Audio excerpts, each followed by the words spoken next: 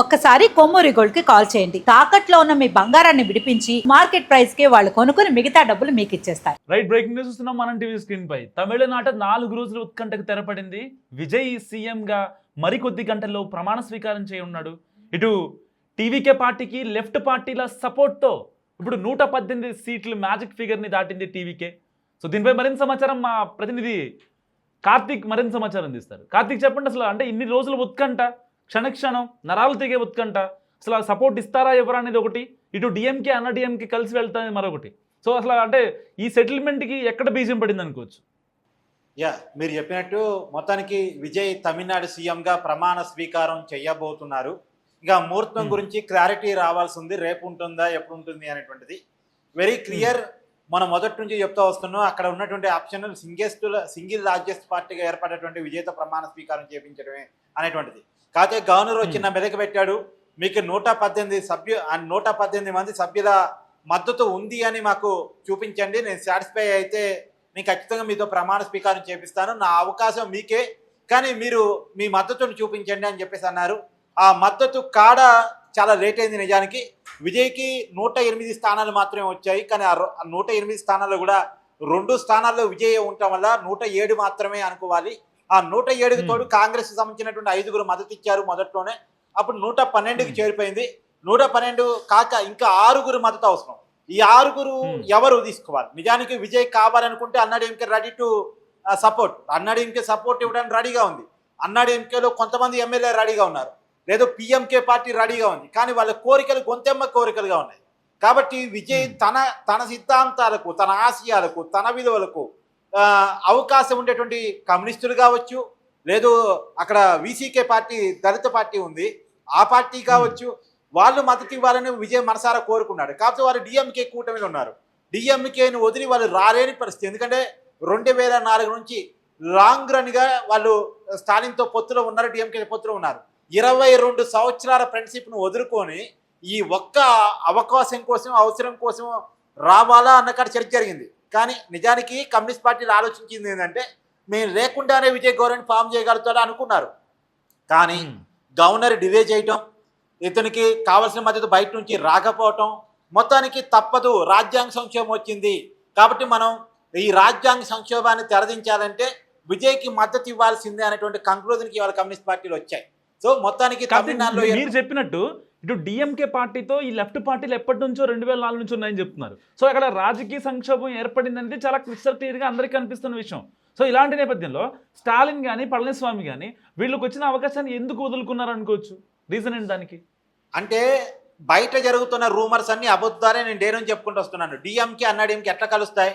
ఆ 2 రాజకీయ ప్రత్యర్థి పార్టీలు కొన్ని దశాబ్దాలుగా గ్రామాల్లోకి వెళితే, ఇప్పుడు ఆంధ్రాలో వైసీపీ టీడీపీ వైరాలు ఎలా ఉంటాయో, ఇక్కడ బీఆర్ఎస్ కాంగ్రెస్ వైరాలు ఎలా ఉంటాయో తెలంగాణ సమాజంలో, అలాగే అక్కడ డిఎంకే అన్నాడీఎంకే వైరాలు అంతకు మించి ఉంటాయి.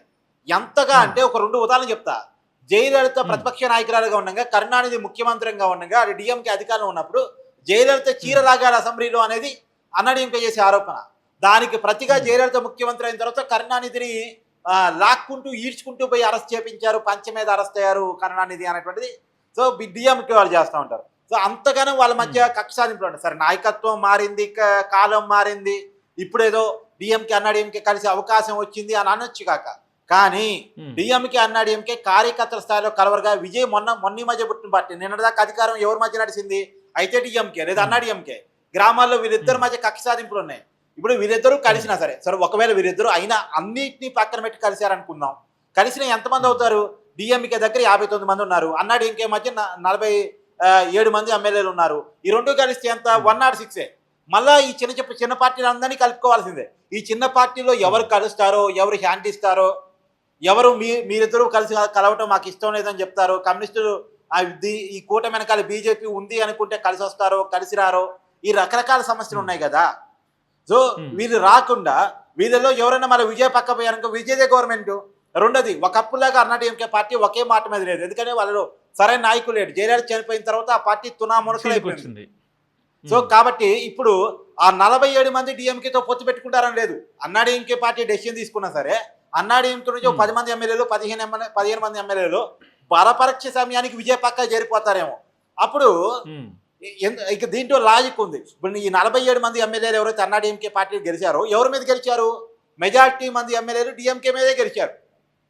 వాళ్ళ రాజకీయ ప్రత్యర్థులు ఎవరు? అన్ని వర్గాల్లో డిఎంకే వాళ్ళు. సో మళ్ళీ అదే డిఎంకేతో పొత్తు పెట్టుకుని వాళ్ళు జనంలో తిరగలేరు, కార్యకర్తల దగ్గరికి పోలేరు. సో కాబట్టి వాళ్ళు ఏం చేస్తారు, మేము డిఎంకేతో ఉండలేమని చెప్పి విజయ్కి వైపు వెళ్తారు. అప్పుడు మళ్ళీ విజయ్కే మద్దతు పెరిగింది. విజయ్కి ఎంత కావాలి? 6గురే కదా కావాల్సింది. ఓ 10 మంది అన్నాడీఎంకే ఎమ్మెల్యేలు వెళ్ళిపోయారంటే విజయ్ గవర్నమెంట్. కాబట్టి డిఎంకే అన్నాడీఎంకే కలవటం అనేది టెక్నికల్గా పాదు కాదు. ఒకవేళ టెక్నికల్గా చెప్పండి.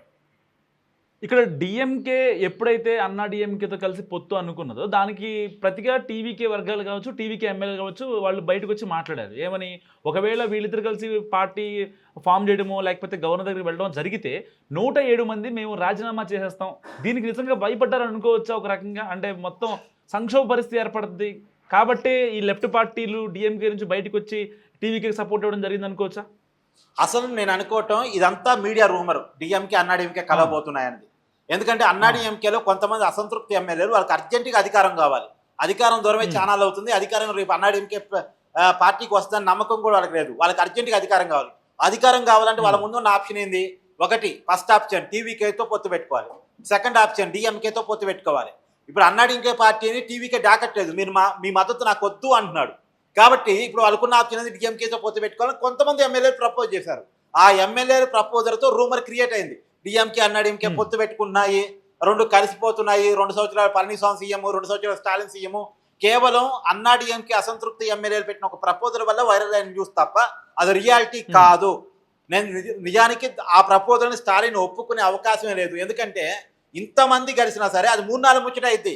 ఏ ఎమ్మెల్యే కోపం వచ్చినా సరే, ఏ ఎమ్మెల్యేకు ఒక బిల్లు కాలేదనుకోండి, ఈ ఎమ్మెల్యేకు ఒక అసంతృప్తి వచ్చిందనుకో, మంత్రి పదవి రాలేదనుకోండి, వాళ్ళు రాజీనామా చేస్తాడు, విజయ్తో కలుస్తాడు. ఈ కూటమి నాకు వద్దు అంటాడు. కాబట్టి ఏ 2-3 ఎమ్మెల్యేలు కూటమిని కాదనుకున్నా మళ్ళీ విజయ్ పేరున విజయ్ అధికారం కదా. విజయ్ ఎంత దూరంలో ఉన్నాడు అధికారానికి? 6 సీట్ల దూరంలో ఉన్నాడు అంతే, ఎక్కువ దూరంలో లేడు. కాబట్టి ఎప్పుడు ఏ ఎమ్మెల్యే ఎట్ట బెదిరిస్తాడో తెలియని పరిస్థితి ఉంటుంది. కాబట్టి ఆ పరిస్థితుల్లో గవర్నమెంట్ ఫామ్ చేయడానికి స్టాలిన్ కూడా రెడీగా ఉండడు అని నేను అనుకుంటున్నాను. కాబట్టి ఒక చిన్న ఎగ్జాంపుల్ కూడా ఉంది. గతంలోనే జయలలిత చనిపోయిన తర్వాత అన్నాడీఎంకే అసంతృప్తి ఎమ్మెల్యేలు స్టాలిన్ని కలిసి మీరు ముఖ్యమంత్రిగా ఉంటే మేము మద్దతు ఇస్తామంటే, లేదు ప్రజా మద్దతుతో నేను ముఖ్యమంత్రి అవుతాను తప్ప మీ మద్దతుతో కాను అని చెప్పాడు. కాబట్టి వాళ్ళ మద్దతుతో స్టాలిన్ తీసుకుంటాడు అని అనుకోవటానికి లేదు. గతంలో ఎగ్జాంపుల్ ఉంది. సో స్టాలిన్ కొంచెం జెంటిల్మెన్ పాలిటిక్స్ చేస్తాడు. అడ్డదిడ్డంగా పాలిటిక్స్ చేసే రకం స్టాలిన్ కాదు. ఓడిపోయిన తర్వాత కూడా కొలతూరుకు పోయి కృతజ్ఞతలు చెప్పి వచ్చినటువంటి లీడరు స్టాలిన్. కాబట్టి స్టాలిన్ మనం తక్కువ అంచనా వేయడానికి ఇక్కడ లేదు. స్టాలిన్ ఏదో విజయాధికారం లాక్కుంటాడు, అన్నాడీఎంకే డిఎంకే కలిసిపోతే, ఇదంతా పొలిటికల్ రూమర్స్ అంతే. సో ఏది ఆమెనా ఫైనల్ గా ఒక ప్రశ్న. ఇప్పుడు బీజేపీ తమిళనాట ఎలాగైనా సరే పాగా వేయాలని ఎప్పటి నుంచో చూస్తోంది. సో సరే అనుకోకపోయినా అక్కడ టెక్నికల్గా అవ్వనటువంటి పరిస్థితి. సో ఇటు విజయ్ త్రూగా అయినా సరే వాళ్ళ కోరిక నెరవేర్చుకుందాం అనుకున్నారు, కాని పక్షం. కానీ వాస్తవానికి వాళ్ళ బీజేపీ పెద్దల మాట వింటే ఇంత సంక్షోభం జరిగి ఉండేది కాదనుకోవచ్చా? ఎస్, బీజేపీకి విజయ్ పట్టున్న కోపం ఏంటంటే ఎన్నికల ముందు పొత్తు పెట్టుకుంటామన్నాడు, నో అన్నాడు. సరే అన్నాడీఎంకే కూటమిలో కలిసి రమ్మన్నారు, నో అన్నాడు. సరే అయిపోయింది, ఎన్నికలు అయిపోయిన తర్వాత 107 స్థానాలతో సింగిల్ లార్జెస్ట్ పార్టీకి ఎదిగాడు. సరే తర్వాత అయినా మా పొత్తు అడగొచ్చు కదా అంటే, లేదు మీతో నేను పొత్తు అడగను, మీరు ఇచ్చినా తీసుకోను అంటున్నాడు. అది బీజేపీకి వస్తున్న కోపం. అందులో సరే వాళ్ళ తీసుకోపోయాడు. ఎవరు తీసుకున్నాడు? కాంగ్రెస్తో అనుకున్నాడు. అంటే కాంగ్రెస్ కూటమి వైపు విజయ్ వెళ్తున్నాడు, కాంగ్రెస్తో కలిసి ఉంటున్నాడు. కాంగ్రెస్కి అందులో చరిస్మా ఉన్నటువంటి హీరో దొరికాడు. తమిళనాడు అండ్ కర్ణాటక అండ్ ఆంధ్రాలో ప్రభావం చూపించగలిగే హీరో కూడా కదా. సౌత్ ఇండియా మొత్తం ప్రభావం చూపించే ఒక స్టార్ హీరో కదా. రెండోది, ఇతని ప్రభావంతో ఎవరైనా ప్రాంతీయ పార్టీలు పెడితే ప్రాంతీయ పార్టీలు ఇప్పుడు ఎవరైనా హీరోకి మహేష్ బాబుకో, జూనియర్ ఎన్టీఆర్కో, విజయ్ పెట్టాడు కదా నేను కూడా పెట్టవచ్చు అనే ఆలోచన వస్తే, వీళ్ళు పెట్టగానే అధికారంలోకి వస్తారని కాదు, కానీ పెట్టగానే ప్రాంతీయ పార్టీలు ఎక్కువైతేగా. ప్రాంతీయ పార్టీలు అసలు ఉండొద్దు, నా చేతిలోనే అన్ని ఉండాలనుకుంటే కోరుకుంటుంది బీజేపీ. సో విజయ్ అనేటువంటి ఒక ప్రాంతీయ పార్టీ క్లిక్ అవుతుంది. ఆ ప్రభావంతో మరింత ప్రాంతీయ పార్టీలు కూడా రావడానికి అవకాశం ఉంది. ఇప్పుడు ఆల్రెడీ ఉన్న అన్నాడీఎంకేనే తన చేతిలో పెట్టుకుని కీలుబొమ్మగా మార్చుకుంది. ప్రాంతీయ పార్టీలు లేకుండా చేయాలి తమిళనాడు రాజకీయాలు. చెప్పండి. ఫైనల్గా ఒక్క ప్రశ్న కార్తీక్ గారు, ఇప్పుడు ఎందుకు విజయ్ చిన్న పార్టీలపైనే అంటే సింగిల్ లార్జెస్ట్ పార్టీగా ఎదిగినా కూడా తన భవిష్యత్తు చిన్న పార్టీలపైనే ఆధారపడింది.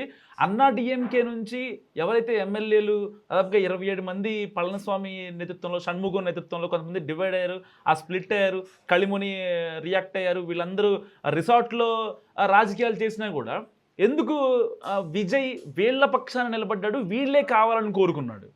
అంటే అన్నాడీఎంకే పార్టీ మద్దతొద్దు అనుకున్నాడు, కానీ వాళ్ళు ఎమ్మెల్యేలు వస్తే తీసుకుంటాడేమో. కానీ ఎమ్మెల్యేలు ఎలా వస్తారు? వాళ్ళు పార్టీగా అఫీషియల్గా రాలేరు కదా, వాళ్ళు రేపు బలపరీక్ష జరుగుతుందో విజయ్కి సపోర్ట్గా ఓటేస్తారేమో. అంతే తప్ప అన్నాడీఎంకే పార్టీ నుంచి చీది వస్తే వాళ్ళ మీద అనర్హత వేటు పడిద్దేమో. అది ఈవెందో మొన్న బలపరీక్షలో ఓటేసినా సరే అది వాళ్ళ మీద అనర్హత వేటు పట్టడానికి అవకాశం ఉంది. ఆ షిఫ్ట్ రావటం అంటే 35 మంది ఎమ్మెల్యేలు కనుక బయటికి రాగలిగితే 32 మంది ఎమ్మెల్యేలకు పైగా బయటికి రాగలిగితేనేమో వాళ్ళ మీద అనర్హత వేటు ఉండదు. లేదు 32 ఎమ్మెల్యేల కన్నా తక్కువ వచ్చి నువ్వు అన్నట్టు 27 మందో 25 మందో వస్తే వాళ్ళ మీద అనర్హత వేటు పట్టడానికి అవకాశం ఉంది. సో మరి అనర్హత వేటు లేకుండా మద్దతు ఇవ్వడం అంటే అన్న డిఎంకే పార్టీగా ఇవ్వాలి, అంటే పార్టీగా ఇవ్వాలి. అన్నా డిఎంకే పార్టీ అఫీషియల్గా టీవీకేకి మద్దతు ఇస్తుందని ఇవ్వాలి. అలా తీసుకోవడానికి విజయ్ సిద్ధంగా లేడు. అన్నా డిఎంకే ఎమ్మెల్యేలు ఎవరైనా ఆ పార్టీ నుంచి విడిపోయి వస్తే తీసుకోవడానికి రెడీగా ఉన్నాడు తప్ప అన్నా డిఎంకే పార్టీగా పొత్తు తీసుకోవడానికి రెడీగా లేడు. ఎందుకంటే అతను అన్నా డిఎంకే పార్టీకి డిఎంకే పార్టీకి బద్ధ శత్రువు. ఆ రెండు పార్టీల కంటే ప్రత్యామ్నాయంగా తను వచ్చానని ఫీల్ అవుతున్నాడు. కాబట్టి అలా ఇష్టంగా లేదు విజయ్కి. రైట్, థ్యాంక్ యూ కార్తిక్ గారు. సో ఇది తమిళనాట 4 రోజుల తర్వాత ఉత్కంఠకు నరాలు తెగే ఉత్కంఠకు తెరపడిందని చెప్పుకోవచ్చు. సో ఇలాంటి నేపథ్యంలో మరికొద్ది గంటల్లో విజయ్ ప్రమాణ స్వీకారం ఉండనుంది. మరి ఫైనల్గా విజయ్ సీఎం అవుతున్నాడు, తన కళ నెరవేరబోతుంది. మీరేమనుకుంటున్నారో మస్ట్గా కామెంట్ చేయండి.